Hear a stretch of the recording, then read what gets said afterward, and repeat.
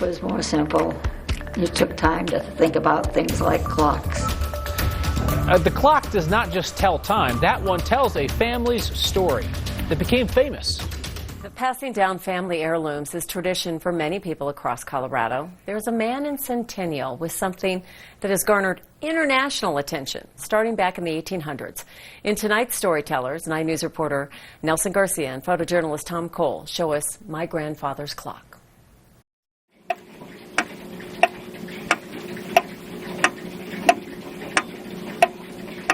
Time is the constant that propels us through life.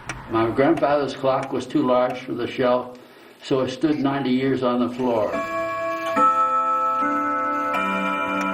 Time is the one thing. It was bought on the morning of the day he was born.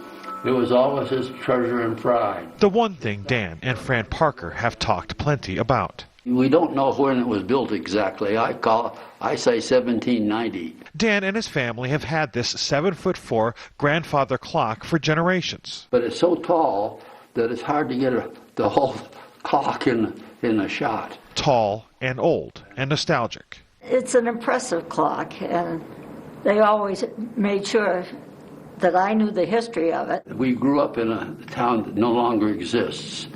It sits under about 60 feet of water. Before he lived in the Holly Creek retirement community, Dan grew up in Swiftwater Canyon in Massachusetts with the clock that became a song. My grandfather's clock was too large for the shelf, so it stood 90 years on the floor. A picture of a moment frozen in time through a song written in 1876 by Henry C. Work. It was but on the morn of the day that he was born, and was always his treasure and pride. It's kind of the song, the history of the family as far as as the grandfather was. See, Henry C. Work married my second great aunt. 90 years without slumbering. With lyrics about how the clock was a part of major events of the grandfather's life. It was sung in grade schools years ago and re-recorded several times, from Johnny Cash to Bing Crosby to a folk singer in Japan.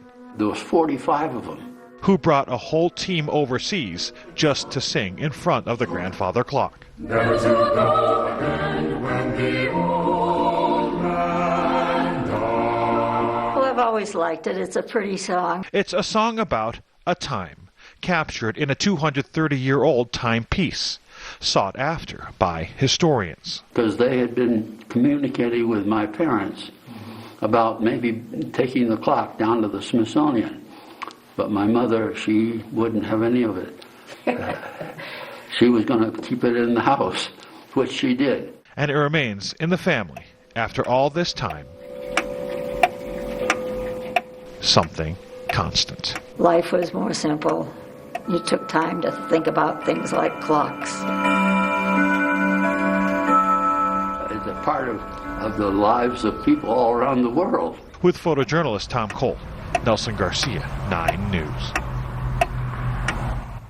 Dan says he was never able to move the grandfather clock to Colorado because it was too big and the climate here, it's just too dry. It is now in his nephew's care back in Massachusetts. Dan says this clock has been through a lot, even got hit by a car once when someone fell asleep at the wheel and drove through the side of the house. But it still keeps perfect time to this day.